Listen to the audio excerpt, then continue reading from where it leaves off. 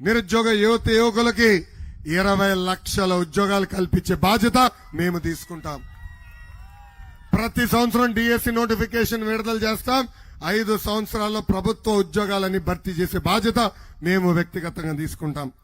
అంతేకాదు ఉద్యోగాలు వచ్చే వరకు నిరుద్యోగ యువకులకి ప్రతి నెల 3,000 రూపాయలు నిరుద్యోగ భృతి కూడా మన ప్రభుత్వం ఇస్తుంది.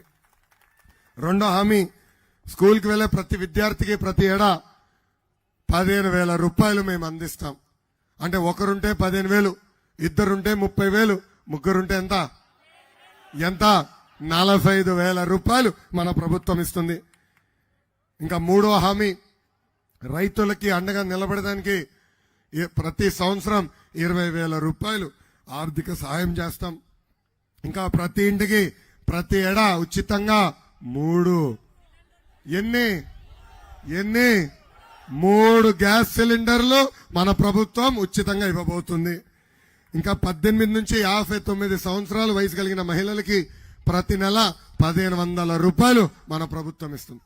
అంటే సంవత్సరానికి 18,000, 5 సంవత్సరాల్లో 90,000 రూపాయలు మన ప్రభుత్వం ఇవ్వబోతుంది. ఇంకా ఆరో హామీ ఏంటదా, మహిళలు ఆర్టీసీ బస్సులో ఉచితంగా ప్రయాణించే హక్కు కూడా మన ప్రభుత్వం, తెలుగుదేశం జనసేన ప్రభుత్వం కల్పించబోతుంది.